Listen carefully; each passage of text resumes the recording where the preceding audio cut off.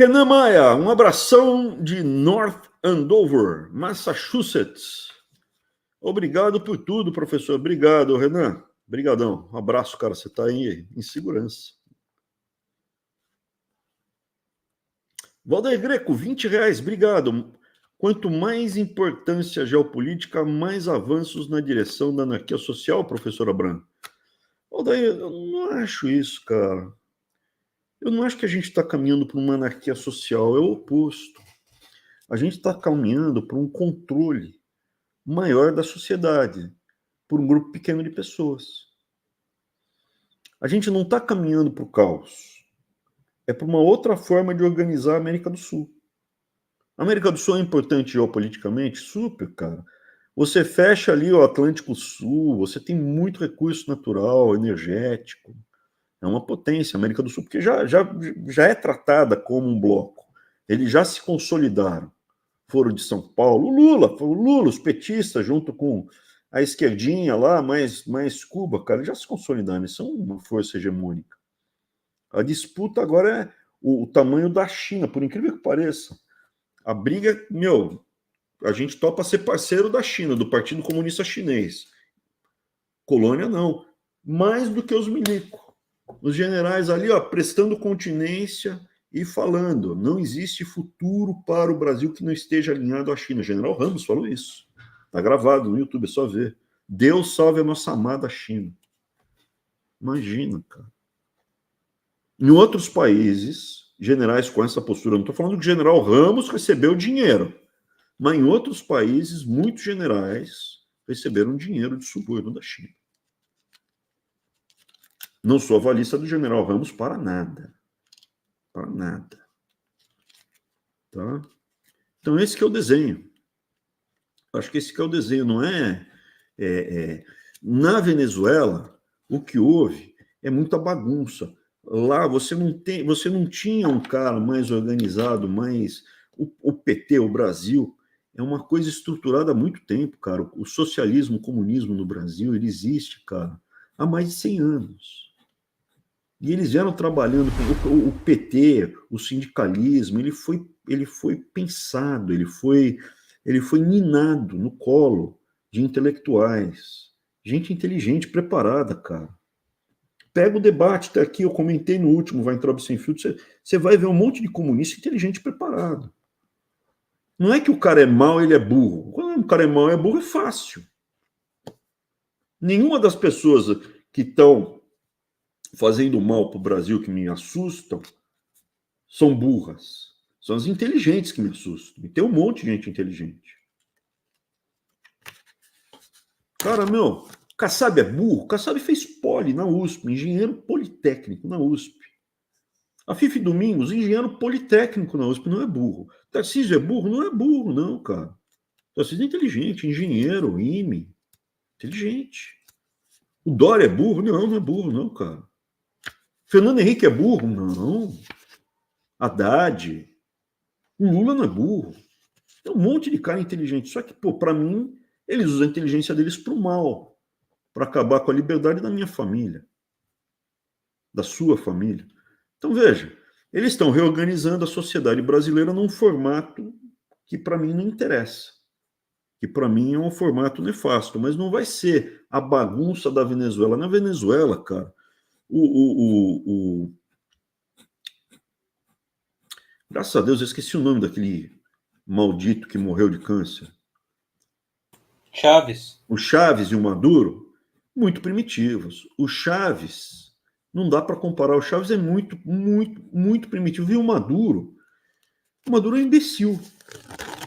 O Maduro, ele fala, eu conversei com um passarinho, o espírito do Chaves desceu no passarinho, parecia o do Dallagnol falando lá com Deus.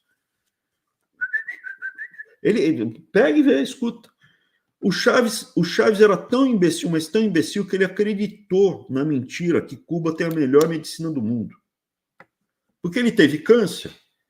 E onde a Dilma teve câncer, o Lula teve câncer e o Chaves teve câncer. Aonde a Dilma foi se tratar? No Sírio-Libanês. Putz, hospital. Sírio-Libanês, cara, para você morrer no Sírio-Libanês, Você precisa pedir autorização do seu pai e da sua mãe com firma reconhecida, cara. Pô, não te deixa morrer lá, não, cara.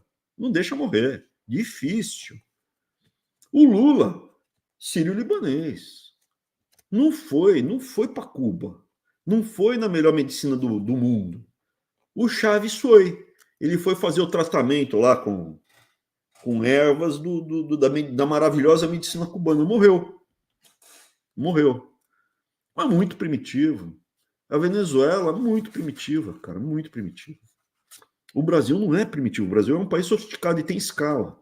Então você pega, por exemplo, o Equador. O Equador tem 18 milhões de habitantes. Ele é um país per capita mais pobre que o Brasil, hein?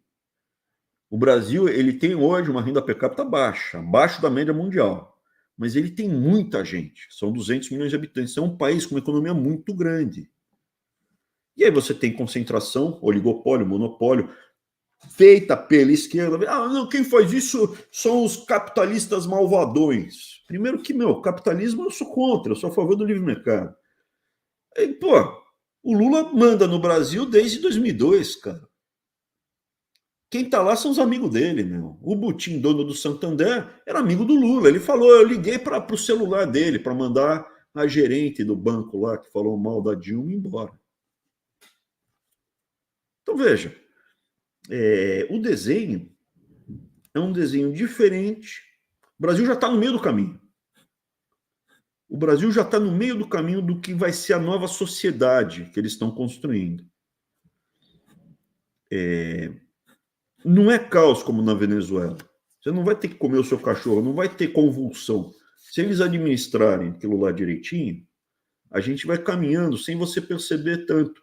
Tanto é que, nesse momento, a população está feliz da vida, porque teve uma descompressão das burrices e idiotices feitas pelo Paulo Guedes e o Bolsonaro. A sensação é de melhora. As pessoas não veem ao longo de 10, 20 anos como o Brasil está ficando para trás em relação ao resto do mundo. Em termos de liberdade, desenvolvimento econômico, valores básicos. Então não é uma distopia. É uma distopia, mas é uma distopia organizada, tá? Não é caos. Respondido? Vamos para o próximo? Valdeir Greco, R$10, obrigado.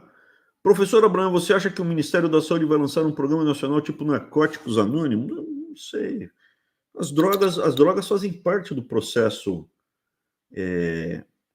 fazem parte da economia brasileira hoje, da economia e da organização social. Hoje o brasileiro normal, médio, todo mundo tem um conhecido, um colega que usa cocaína regularmente. Abrão, você tem? Putz, lá na Federal de São Paulo tinha professor que usava. Quem? Não vou falar o nome, mas tinha. Não era um não, hein? Não é de um. Hoje no Brasil, pô, veja, eu já sou um senhor. Eu tenho 52, 53 anos, sou um senhor. Dos meus colegas, amigos de infância, de escola, rapaz, é pouca gente que não experimentou maconha. Eu e mais uns 3 capial. A maconha liberou. Então a droga faz parte, entrou no cotidiano. A maconha já é beleza. A cocaína já não assusta tanto. O cara cheira cocaína. O cara usa crack, veja, tem o cracudo que você vê lá, né? Mas tem o dependente. Fala com o Cornélio. O Cornélio, ele tem os dados, ele está vendo. Tem o cara que usa crack e continua vivendo durante 10, 15 anos em sociedade. A família segura, ele vai lá, faz uns bicos e vai tocando a vida. Não vejo quem vai fazer frente a esse movimento hoje com cargo eleito no Brasil. PT não vai. O Tarcísio também não. Tanto é que ele já tem 1 ano e pouco de governo, PCC está quietinho. Se ele tivesse enfiando o dedo na ferida, o PCC estava queimando o ônibus. Vamos lá? Rodrigo Guimarães, Abraão, o que levou o Bolsonaro a escolher militar em detrimento da ala intelectual? Você, Ernesto, Olavo, etc. Hoje eu vejo o bolsonarismo como o apogeu do Exército Brasileiro. O bolsonarismo foi o apogeu deles. O Bolsonaro, ele, de uma forma muito ladina, de uma forma muito traiçoeira, ele se apresentou como uma pessoa que ia representar os monarquistas, os olavistas, os intelectuais, o mercado financeiro, o agronegócio, a bancada da bala, todo mundo. E gradualmente ele foi mostrando o lado de herdeiro de Deodoro. O que ele quer? Deodoro, quando chegou ao poder, a primeira coisa que ele fez, a primeira coisa que ele assinou, aumentou o salário dele, Marechal Deodoro, e exigiu que ele fosse chamado de generalíssimo. A primeira coisa. O meu. Depois tem as suspeitas de corrupção, a ponto dos ministros dele, que não eram grande coisa, se recusarem a assinar as coisas que ele queria fazer. Então, veja, é o herdeiro de Deodoro. É o herdeiro de Deodoro. O bolsonarismo é isso, é um movimento, é uma lepra que aceita reloginho, tá, canetinha, né? É isso, uma coisa pequena. E o Exército Brasileiro está espelhado nesse comportamento desprezível do bolsonarismo, nesse comportamento vil, abjeto. Por isso que você vê o Exército Brasileiro comprando adega de vinho. Por isso que você vê o Exército Brasileiro comprando prótese peniana, lubrificante gel íntimo.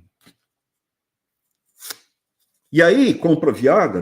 Quando apareceu o Viagra, o Exército Brasileiro, o que ele faz? Tem contra-inteligência militar, que é espalhar mentira nas redes e tal. Eles ficam estudando essas coisas. Tem isso.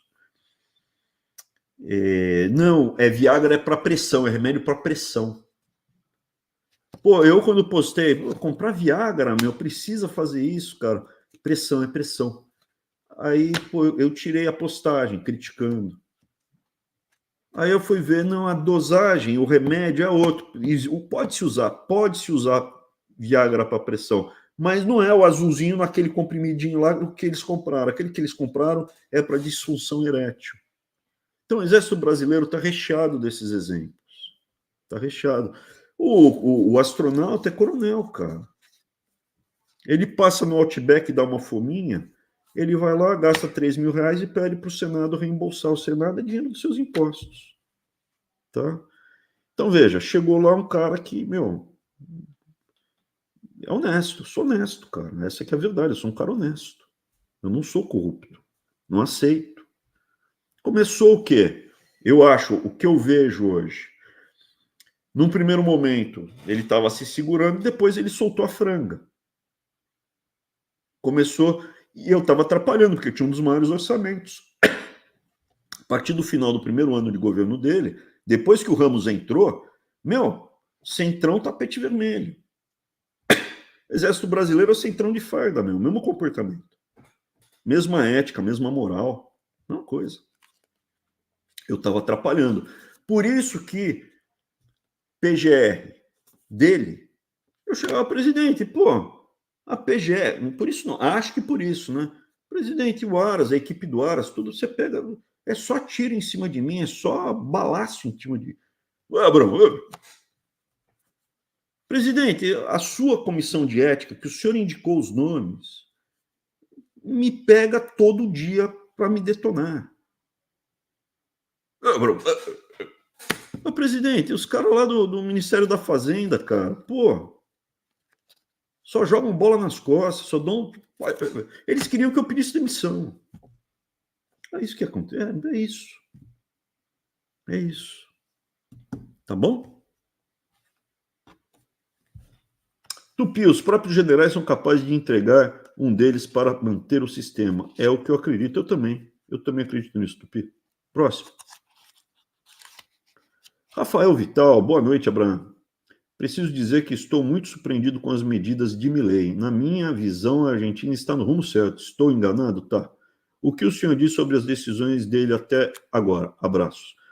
Veja, ali quando eu não sabia dessa informação, quando eu percebi que o Milei é uma pessoa da estrutura do Macri, é uma pessoa que está a serviço do Macri, Acabou. Esquece. Não vai dar certo. O Macri é uma pessoa que o pai já era corrupto. O pai do Macri é corrupto. O pai do Macri é corrupto. O Macri tem um monte de acusações de corrupção pesada. Então, entrou. E eles não são conservador, enfrentamento. Não tem nada de conservador, não tem agenda de valores, não tem nada disso, cara. Não vai dar certo, não vai dar certo, não vai dar certo. Sinto lhe falar, é só perfumaria, é só bravata, é só papo furado. Gabriel Esteves, queria ver se teriam propostas para melhorar o meu Rio de Janeiro. Estamos aqui todos os dias vendo ele ruim. Agora a prefeitura está sendo cobrada pelo tráfico para fazer obra. Eu acho que em algum momento o próprio mecanismo vai enquadrar o tráfico do Rio, porque não pode ficar muito fora do controle. A gente não conseguiu nem eleger um deputado, né? Proposta tem. Dá para arrumar? Lógico que dá. Difícil, mas dá. Agora, o carioca médio não vai gostar. O carioca médio não vai gostar das ações que eu faria para arrumar o Rio de Janeiro. Gabriel, não é todo mundo que é bandido. A minha mãe nasceu no Rio de Janeiro. Minha mãe é uma mulher honesta, médica. Ao contrário do que o Eduardo Bolsonaro falou, minha mãe não é prostituta. Eu não falo isso da Rogéria, mãe dele. Minha mãe era médica, cardiologista. Estava no time do Adib Jatene. Era uma mulher, a única mulher num time pioneiro de transplante de coração da América Latina. Do Rio de Janeiro. Mulher honesta. Agora, desculpa, cara. Carioca médio hoje, chegar lá um cara com meu perfil e começar a arrumar a cidade, fazer o que tem que fazer mesmo, não vai gostar. A minha visão hoje é que o carioca médio, não vou falar todo fluminense, né, que tem uma diferença entre certas cidades do interior do Rio para outras, mas tá com valores muito ruins. Valores muito errados. Vamos lá? Camundongo. Saímos de um Brasil com corruptos e graúdos, sendo presos todos os dias em 16 e 18, para essa situação muito triste. Tínhamos tanta esperança, lembro das pessoas nas ruas, do apoio da Polícia Federal, triste. Estava no alcance da mão a gente fazer essa mudança. Só que o Bolsonaro optou. E ali faltou. O primeiro sinal ruim que eu me lembro foi o Frederico Vassef na posse do Bolsonaro, porque durante a campanha o Vassef tinha aprontado alguma coisa e tinha sido escanteado. Mas na posse ele estava lá. E do Vassef, cara, vai aparecer agora mais coisa dele aí. Eu acho que você só pode esperar o pior. Deem um Google, tá? Frederico Vassef, crianças. Frederico Vassef, dê um Google. Frederico Vassef, satanismo. Não que ele seja, mas ele estava junto. Ou andava junto, era próximo. Ok? Mais algum aí, Alves? Tem mais um. Só uma coisa que eu queria comentar. As pessoas, elas não acreditam, né, que o que um prefeito é capaz de fazer, o que um governador é capaz de fazer. Olha esse exemplo aqui, ó. Camboriú. De ontem, ó. Não, estou aqui, trabalhando aqui, ó. Eu estou trabalhando. Programa de governo para a Prefeitura de São Paulo. Eu estou trabalhando nisso. Quantas secretarias você tem na cidade de São Paulo? Secretarias seriam ministros, né? Quantos secretários o prefeito Nunes tem? Dá um palpite aí, o que você acha? Secretarias São Paulo, eu acho que umas 200, eu acho. Não, 200 não dá. O secretário, veja, o chefe direto do secretário. Quem é o chefe direto do secretário? É o prefeito. Quem contrata, quem manda embora, quem faz reunião, quem supervisiona, quem toca, quem administra, é o prefeito. Entendeu? Quantas pessoas você conseguiria ser chefe direto? Direto. De quantas pessoas? Umas 50, pelo menos. Você conseguiria ter uma reunião periódica com 50 pessoas e tocar a atividade de 50 pessoas.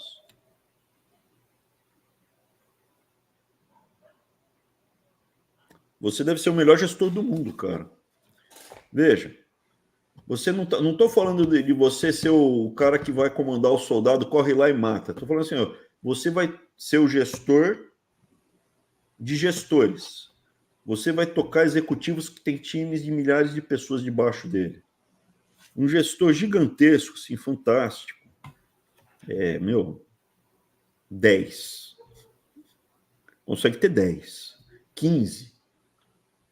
Mais do que você precisa ter uma reunião, você precisa ter uma reunião semanal, cara, com o seu gestor, senão você não está fazendo a gestão da gestão dele.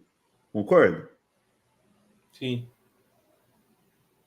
Se você é o chefe, veja, ministério.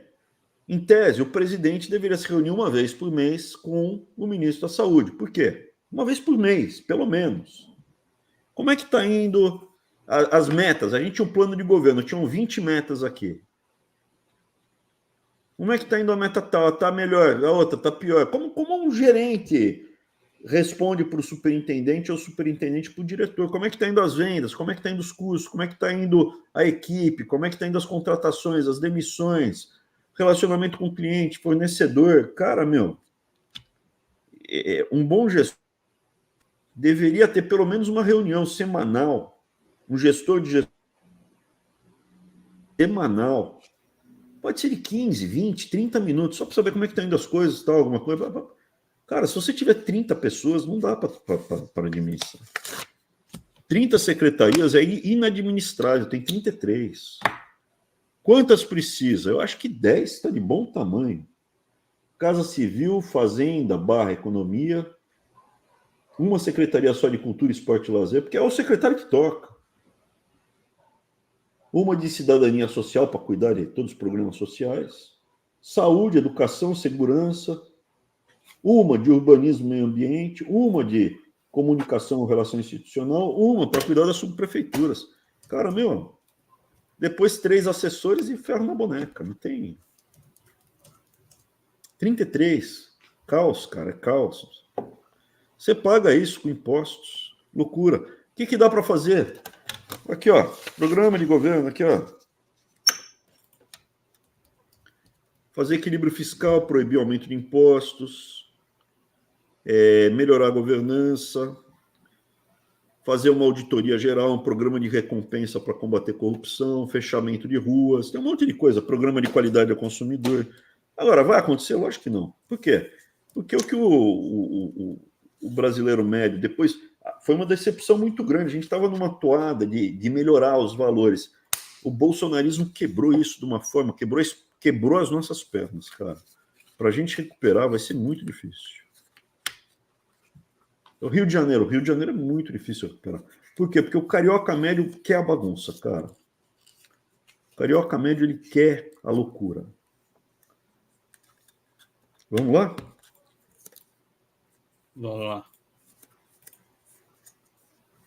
Nietzsche.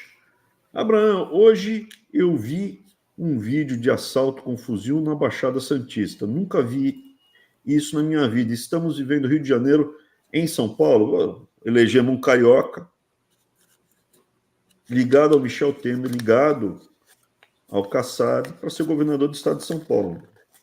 Está até demorando, cara. A gente vem alertando que a Baixada Santista está horrorosa. A gente tem alertado que a Baixada Santista já é área controlada pelo PCC. Ok? Carlos Cabala. Boa noite, Abraham. Sobre o ataque dos Estados Unidos e Reino Unido ao Iêmen, qual a sua opinião sobre esse novo conflito? O Iêmen, cara, para quem não sabe, ele fica no sul da península da Arábia e ele fecha ali com Eritreia, Djibouti, no chifre da África, a passagem. Alô? Caiu? Fecha a passagem do Mar Vermelho. Então, todo o comércio mundial que vem pelo Mar Mediterrâneo, passa pelo Canal de Suez, Mar Vermelho tem que passar por esse estreito do Iêmen. Então, ele tem um aspecto estratégico ali.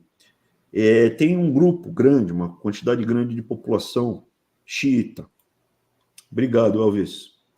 Tem uma quantidade grande, pode até dar um close, vem do Mar Mediterrâneo, Mar Vermelho e passa por esse estreito. Por isso que a China praticamente dominou esse paizinho chamado Djibouti. Você tem ação de piratas aí também. Esse é o chifre da África, né? Passou por Djibouti, tem o chifre da África, é uma área muito estratégica. A Arábia Saudita é majoritariamente sunita, os xiitas, que são mais ou menos 10% da população muçulmana do mundo, vivem em conflito com os sunitas, pesado. Então, eles não estão alinhados com a Arábia Saudita, eles ficam mais alinhados com o Irã, com a Rússia, com a própria China. E é um elemento para aumentar a instabilidade na região. A guerra na Ucrânia está caminhando aí para ter uma estabilização, mas você ainda tem os focos quentes. Então, Israel, beleza. Geraram estresse em Israel, agora geram estresse ali no Iêmen, entendeu? É isso que está acontecendo. Dentro desse contexto de guerra mundial que a gente vive hoje, uma guerra mundial, os blocos diferentes, eles criaram um foco de calor numa rota de comércio internacional. O que vai acontecer aí, eu acho que muito pouco. É uma guerra que já está em andamento dos sunitas da Arábia Saudita com os xiitas há pelo menos uns 15, 20 anos. E de vez em quando aumenta a intensidade ou diminui. Como com Israel e Hezbollah ao norte, que é xiita, ou Hamas ao sul sunita. Eles geraram uma onda de calor aí para movimentação estratégica, geopolítica mundial. Porta-avião vai ter que deslocar um porta-avião para lá, um ou dois porta-aviões para o Iêmen, vai ter que... Os Estados Unidos têm 10 porta-aviões, com as suas frotas, cada porta-avião tem as suas frotas. Tem 2 ou 3 ali no Pacífico, agora encostaram 2, tem que mandar uns 2 aí para resolver. Então é isso. A quantidade de recursos é limitada. Os Estados Unidos é grande, mas a quantidade de recursos é limitada.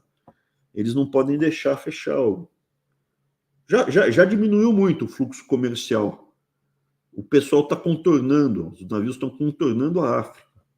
Isso está gerando um aumento de custo e algum desabastecimento nas linhas de produção mundiais mais integradas. Não vejo uma grande repercussão. Eu acredito que esse conflito aí no Iêmen tem um aspecto de logística importante. Você vê que há um alinhamento com o Djibouti, com a China. Djibouti é a China. Dá um close nesse estreito aí. Dá um close para as pessoas entenderem o que é Djibouti. Djibouti é um paizinho artificial. Tá vendo? Ó? Não sei se dá para mudar o mapa para as pessoas verem o tamanhozinho Isso aí, ó.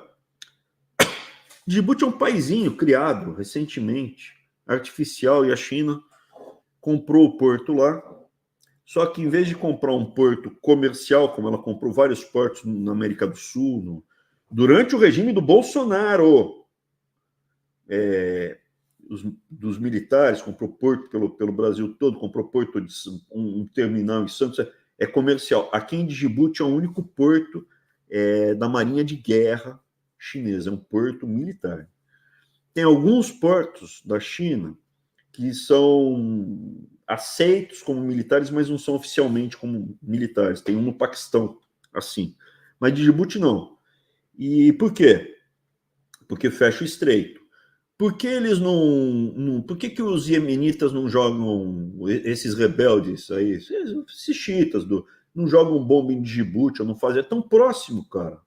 É uma potência ultramarinha, não sei o que lá, joga uma bomba aí, por que não ataca esse? Tudo louco, não é cachorro louco? Joga, não joga. Por quê? Tá no pacote. Alinhamento xiita, Rússia, China, contra Estados Unidos, Ocidente, Europa, Inglaterra. Aqui, quando a gente fala Europa, tem o pessoal aí do pipi mole, né? Que é...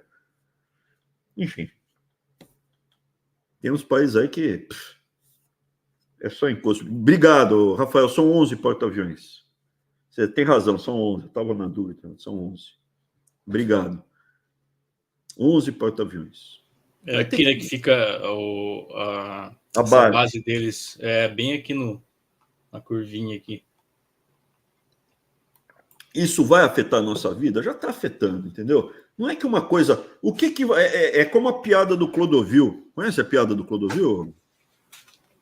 Você sabe o que é o Clodovil? Eu sei, eu lembro dele, pô. Então, Clodovil, uma vez, perguntaram para ele, pô, você sempre foi homossexual? Não, até os 16 anos eu era um rapaz heterossexual, machão. E, de repente, eu virei homossexual. Nossa, o que aconteceu? Foi um trauma muito grande. Eu estava andando no centro da cidade de São Paulo, veio um homem adulto e me pegou à força, me violentou, isso gerou um trauma. E eu virei homossexual. Pô, e você tentou correr? Aconteceu alguma coisa? Não, estava difícil correr porque eu estava usando salto alto, cinta-liga, mini saia. Entendeu? Pô, a coisa não acontece de uma hora para outra, entendeu? Você vai tendo, são graduações, vai gradualmente caminhando nessa direção, entendeu? Não é assim, puf, foi. Então, o que acontece? A gente já está vivendo um mundo de guerra mundial. Quando a gente analisa os conflitos, você tem que olhar o conflito que está acontecendo no contexto global. E isso é uma guerra mundial. Né? Por que eles estão jogando? Eu explico, faz todo sentido. Eles estão dividindo, abrindo outras frentes para dissipar a energia americana, entendeu? Eles não podem colocar 5 porta-aviões no mar da China e fechar a China. Não pode colocar um monte de porta-avião no Golfo Pérsico e ficar atormentando o Irã. Então é esse que é o desenho.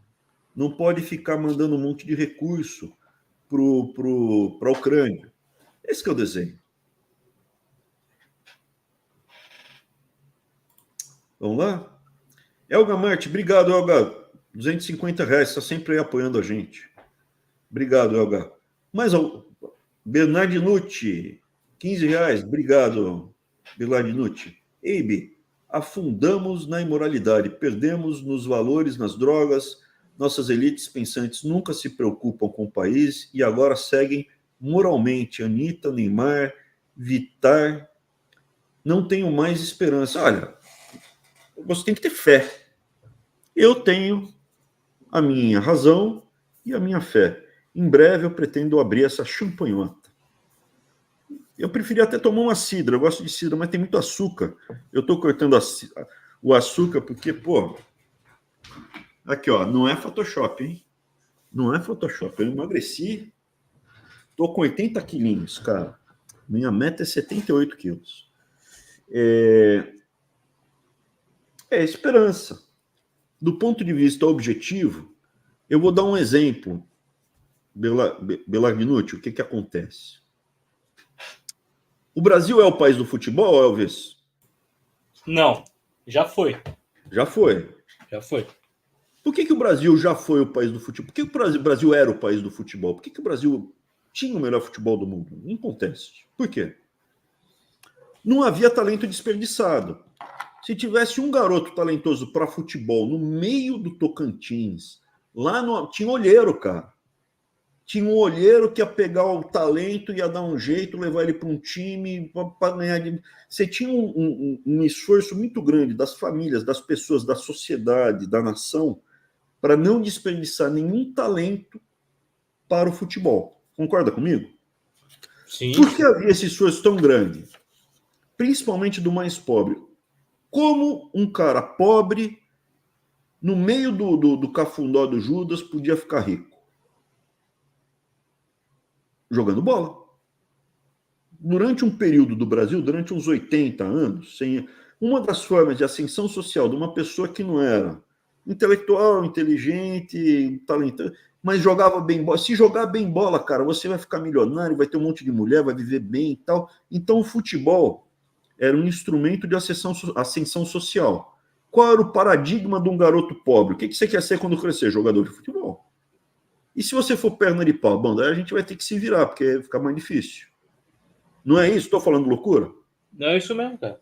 Então o Brasil, cara, ele pode ter desperdiçado gênios para matemática, gênios no violino. Alguém que seja extremamente talentoso, que nasceu dotado para ser um dos melhores violinistas do mundo, mas ele nasceu em Alagoas. A chance dele ser descoberto, qual é? 0. Tinha um garoto muito talentoso para o violino. Ele tinha um ouvido mais jovem que eu. Foi escoteiro do meu grupo escoteiro. Ele tinha um ouvido perfeito. Ele batia o diapasão, E ele falava, tá desafinado o diapasão, cara. Ouvido perfeito, muito bom violinista. E ele conseguiu ser violinista profissional. Brasileiro. Por que aconteceu isso com ele? Ele foi adotado por uma família de judeus. E judeu ainda tinha resquício, ainda era imigrante, tinha violino e foi. Se ele não tivesse sido adotado, calhou de. Mas ele não era o melhor do mundo, né? Mas ele conseguiu ser aproveitado. O talento dele não virou, né? Senão ele também, o máximo do talento musical dele qual seria? Ser pagodeiro, cara. Ia ficar lá na caixinha de fósforo, batucando, tal. É isso. O Brasil tinha ainda algum resquício. Você pega o Jacó do Pandolim, o Jacó do meu Deus, Jacó do Cavaquinho, Jacó do Cavaquinho. É filho de prostituta, cara. Então ele ainda se conseguia pegar. Você pega o Pixinguinha, negão. Você ainda tinha os talentos que você pega, tal. Mas isso vai se perdendo, porque a gente deixou de ter os valores. Pixinguinha era negro, mas ele estava num ambiente que tinha ainda alguma influência europeia, porque é instrumento de sopro. Não tem instrumento de sopro de metais na África, mas, pô, o cara tinha o talento, o cara era brilhante para isso. A gente perdeu isso. Não tem mais. Tem alguma coisa nas igrejas evangélicas que tem lá um orguinho eletrônico que toca, tá, mas é muito pouco. Engenheiro, brilhante, que vai ficar rico, difícil. O cara vai ser Brasil, para o pobre, hoje, criança pobre na periferia, nos últimos 10, 15 anos, como é que ela fica rica? Quem tem camarote no carnaval? O jogador de futebol, ele vai ao camarote de alguém, ele não tem camarote. Quem tem camarote no carnaval com a mulherada rebolando, que quem tem a moto mais bacana na periferia, que fazendo grau, fazendo barulho, que pega a mulherada, quem é? Hein, Alves? Conta pra mim, nos últimos 10 anos. É bandido, cara, é bandido, é só bandido. Tráfico. Só bandidagem. Então, os talentos hoje no Brasil, o cara que é talentoso, ele tá indo pro tráfico. A Maria Chuteira não é mais Maria Chuteira, é Maria Droguinha. É isso que está acontecendo com o Brasil, essa é a real. Tem solução? Tem. Por isso que eu falo, o Brasil não precisa de alta cultura, o Brasil precisa de lei mosaica. O Brasil não precisa de... O Brasil precisa de porrada. Não porrada física, mas porrada moral. Não dá para passar pano, cara. O Brasil deixou de ser o país do futebol. Me fala hoje um brasileiro que esteja entre os 10 melhores do mundo. Eu falo, ou africano ou europeu, não tem um brasileiro entre os 10 melhores. Não, mas o Neymar tá velho, cara, é como o Messi. O Messi não tá entre os 10 melhores do mundo, cara. Ou é africano ou é europeu. É isso que está acontecendo no Brasil. O que a gente tinha de talento para futebol, aquela energia toda, não existe mais. A gente nunca teve talento para buscar um cara, uma filosofia, enfim. Nos Estados Unidos existe isso? Existe. O cara fica rico aqui com os podcasts, e alguns podcasts os caras ficam ricos discutindo filosofia. Então existe um movimento na língua inglesa para fomentar discussões filosóficas. Algumas mais superficiais, algumas mais profundas. Mas existe isso. E movimentos filosóficos de verdade, o cara está discutindo. No Brasil teve alguém que ficou rico discutindo filosofia de verdade. O Karnal, pô, bicho, não, o Karnal, aquilo lá à esquerda, aquilo está justamente naquela construção artificial, uma coisa, entendeu? É o oposto, é o oposto. Ok, vamos lá? Elga Marte, R$55. Obrigado, viu, Elga? Apoio aí teu é importante pra gente. Obrigado. É isso aí, cara. É isso aí. Mais uma para fechar. Rodrigo Blanco Bovino, R$5. Obrigado, Abraham. Boa noite. Se o Brasil não virar a Venezuela, não vai virar. Qual país mais semelhante ao nosso futuro. Obrigado. O Brasil, cara, o Brasil é um dos países mais importantes do mundo. O Brasil é um dos... Não vai ter um parecido com o Brasil.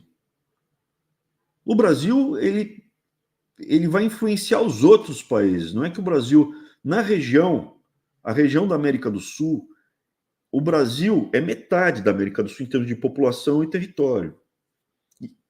Mais da metade em termos de economia, de sofisticação. Então, o que acontece? O eixo da América do Sul é determinado pelo Brasil. E a América do Sul inteira, a população é de 400 milhões de habitantes, mas do ponto de vista de recursos naturais capazes de serem extraídos, né, ela é mais relevante do que a população própria dela. Então, tipo, a Índia, ela tem a população, que é importante. No caso de guerra, bem ou mal, é importante. Se bem que a guerra tecnológica talvez quebre um pouco isso. Mas você pega a Rússia, por exemplo. A Rússia está em guerra com a Ucrânia. Morreram 250 mil, 200 mil soldados russos. Faltou gente, faltou homem adulto naquela idade para lutar. Está faltando. Esgotou o estoque disponível deles. Então, o recurso é importante. 400 milhões de habitantes, tem muito minério, muita energia, muita terra fértil disponível e alguma organização que permite explorar em larga escala. Não dá para comparar o Brasil com... tanto é que eu nunca falei, não vai virar Venezuela. Não tem, é a coisa mais imbecil do mundo falar que o Brasil vai virar Venezuela. Assim como o Brasil não vai virar Canadá. O que o Brasil poderia ser é um país bom, limpo, organizado, com uma renda per capita de 20 mil dólares. Igual ao do Chile. Daria tranquilamente para ter. Mas o Brasil não seria parecido com o Chile, ia ser um Brasil mais, uma versão melhor do Brasil. Não vai. Pelo menos, eu só vejo um grupo que tem um projeto de país que poderia gerar isso, que é o nosso. E hoje a gente é pequeno. O Brasil, ele não vai virar Estados Unidos, Canadá, Rússia, China, Índia, Indonésia. Não tem nenhuma característica semelhante. Você tem que olhar justamente a perspectiva da região, que é a América Latina. O país mais próximo do Brasil, mesmo assim é muito diferente, seria o México. A população é metade da brasileira, um pouco mais da metade da brasileira. Características... Eu estudei no México. É a América Latina, com certeza o México é a América Latina. Mas a dinâmica é própria. Então você tem que entender o que o Brasil é. O Brasil é o pivô, é o condutor da América do Sul. Ele está sendo hoje controlado pela turma de esquerda ligada aos monopólios oligopólios, que tem que tolerar o centrão político e o centrão de farda. O Exército Brasileiro é o centrão de farda. São essas forças que a gente tem hoje em cima da mesa. A esquerda está totalmente casada com os monopólios oligopólios, com os grandes barões. Já começam a falar abertamente em nacionalismo, daí você junta socialismo com nacionalismo, né, que tem o Aldo Rebelo, o novo herói dos bolsonaristas, o Aldo Rebelo. É o Aldo Rebelo, o cara do PCO, e tinha mais um aí. Tá louco. Que é um desastre. O nacionalismo é um desastre também. O objetivo aqui é que o Brasil seja bom para as nossas famílias, para o indivíduo, e não um elemento para dominar o mundo. Loucura. O Brasil ele não vai virar Venezuela por isso. Ele é grande o suficiente para não entrar no caos, entendeu? Mas ele não é um elemento tão grande que precisa ser destruído. A União Soviética era muito grande. Então você precisa acabar com a União Soviética. Aí desmontou, ela deu aquela afundada e aí volta menor. O Brasil não precisa ser destruído por ninguém, ele precisa ser dominado, ou você precisa se alinhar com quem domina a América do Sul e utilizar ele no jogo de poder mundial. Tá? O Brasil é um país que você vai ter que comer o seu cachorro? Não. O Brasil é um país que você vai passar fome? Não, vai passar fome. O Brasil é um país que o seu neto vai ter verruga de HPV no ano? Sim, grande chance, mais de 50%. O Brasil é um país que o seu neto vai usar droga? Mais de 50% de sim que sim. O Brasil é um país que a sua neta ou seu sobrinha vão namorar com alguém líder do narcotráfico. Se você for da periferia, vai ser um traficante pequeno. Se você estiver em Alphaville, vai ser um empresário desses aí que estão aparecendo ligados ao narcotráfico. Então não precisa ter... Você não precisa sair correndo, desesperado. Todo dia, todo ano, o Brasil está seguindo nessa direção que eu estou apontando para vocês. Houve uma chance ali, em 2018, com a eleição do Bolsonaro, de começar a reverter o Brasil para uma coisa diferente. E a família Bolsonaro, a gente está vendo, é uma família que não tem valores morais condizentes com o nosso projeto. Não tem valores morais do ponto de vista sexual, familiar, em termos de honestidade, em termos de caráter, parecidos com os nossos. Os valores deles são diferentes dos nossos. Ele nos enganou, a família toda nos enganou. Mas pelo menos hoje a gente sabe que o Exército Brasileiro é assim, que não tem esperança no Exército Brasileiro. Quando eu falava isso há 2, 3 anos atrás, não tenho esperança no Exército Brasileiro, pode ver, falava isso há 3 anos atrás. Pessoas me descascavam, desciam o sarrafo, brigavam comigo. Depois eu falei, com essa taxa de câmbio, o Bolsonaro não vai ser eleito. Não tem um exemplo no mundo de governo reeleito com uma desvalorização cambial brutal como essa. Perdeu a eleição. O Lula eleito, a taxa de câmbio vai para baixo de 5. Louco, tá ali. Então, assim, agora eu estou falando, só o Abrão está falando que o Bolsonaro vai ser preso. Estou dando um monte de argumentos tangíveis. Ele vai ser preso não por corrupção no Brasil. E nos Estados Unidos eu acho que ele vai ser condenado ali pela questão das joias. Tá? Aqui nos Estados Unidos a lambança foi grande. Condenado à cadeia. Se vai ser preso, ele precisa pisar em solo americano ou fora do Brasil e ser deportado pelo Interpol. O futuro dele é cadeia. O futuro do Bolsonaro é cadeia. E a cadeia, em breve. Cara, essa aqui tá fora da geladeira, mas tem uma geladinha. Se sair hoje a prisão agora, a gente estoura champanhe agora, cara. É que já passou do horário, né? Então ficou para segunda-feira, vamos acompanhar. Dia a dia, 72 horas. Tic-tac. Acabou, Elvis? É isso aí, mano. Acabou, cara. Acabou, velho. Mais um pra conta, hein? E aí, como é que foi a chamada do Equador? Deu certo ou não deu? Ficou na média. Nem bonito demais para dar trabalho e nem feio demais para passar vergonha. Eu achei que a chamada do Equador ia ter um efeito meio exército brasileiro, sabe? Meio borrachudo. Dizem que, né? Dizem que eles usam a prótese peniana como snorkel, né? Que é para os respiradores. Sim, respirador. Mas, enfim. Elvis, algum projeto aí para o final de semana? Alguma coisa para fazer no final de semana? Que te ocorre? Não, tô descansando o Réveillon ainda. Ainda tá de ressaca do Réveillon? Tô descansando, cara. Deus do céu, o que é isso, Elvis? Foi brabo, cara. Brabo. É mesmo? Não faça isso, cara. Faz mal. Pois é, cara. Um dia eu paro. Eu bebi razoavelmente no Réveillon, não vou negar. Eu bebi uma garrafinha grande dessa aqui. Quando eu cheguei à Islândia, lá o álcool é muito taxado. Eu já sabia disso. Eu passei no free shop e já comprei uma garrafinha de vinho, 2 garrafinhas de vinho tinto, uma garrafinha de champanhota. Eu bebia mais uma cervejinha para cá, para lá, tal. Bom, pô. Chupizinho.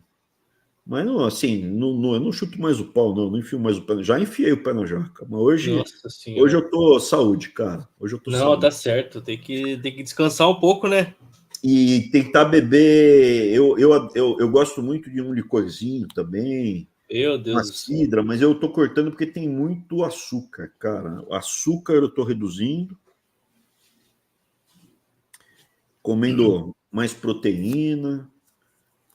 Comecei esse ano andando bastante, espero em breve aí chegar no meu peso certinho e tocar os projetos. Precisa ver se refrigerante é veneno, cara. Tupi, corta refrigerante, cara. Isso aí só Não, tá louco. Beba qualquer coisa no refrigerante, você é doido, cara. Tem um refrigerante é amigo o nosso quê? que gosta de um refrigerante pra caramba, de tomar Coca-Cola, aqui, o Dunga. Ele, Não ele, ele, pode, ele, cara. se- Refrigerante é ele veneno, fica, cara. ele fica embriagado com Coca-Cola. Tanto toma Coca, ele fica meio na brisa até. Pô, a Vera falou aqui, mate, cara. Eu vou comprar mate aqui, porque eu comprei um. Eu esqueci de comprar chamate. Eu comprei uns chazinhos aí para infusão. Eu tomo bastante chá, né? Chá preto. E eu descobri que o papelote do chá é ruim. Aquele que você põe para, sabe? Na água quente, ele é ruim. Hum. Porque tem um monte de produto químico para o papel não desmanchar. Ah, é? Então você tem que comprar a folha de chá e o infusor, né? Que é jogar o coador, né? O coador de metal. E agora eu vou comprar chamate também, que eu gosto de chamate. Eu gosto de chamate. Chá de coca, já tomou chá de coca? Não. Eu já tomei chá de coca, é gostoso. É, É gostoso. esse aí nunca tomei, não. Eu estava tomando chá de hibisco agora, uma coisa bem. Porque é muito intenso, cara. Você toma um chá de hibisco, meu, corta a fome, corta a vontade de comer tudo. É mesmo? É. Tô louco.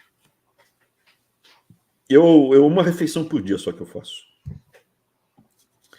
Legal, Elvis. Vê se para aí de enfiar o pé na jaca, cara.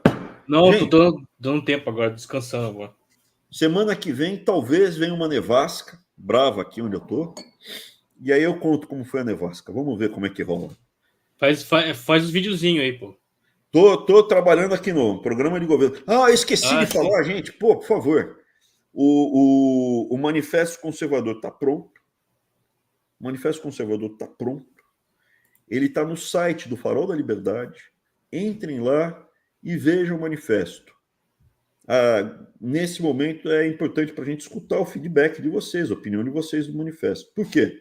Porque tem os grupos de debate sobre, agora que está oficial, está lá na rede mesmo, está no site do Farol. Porque agora a gente vai começar a fazer, além dos grupos de debate do manifesto, que já está no ar, o programa de governo, né? Programa de governo. Vamos ver para onde vai. Beleza? Gente, brigadão. É isso aí. Grande abraço. Fiquem com Deus, ó.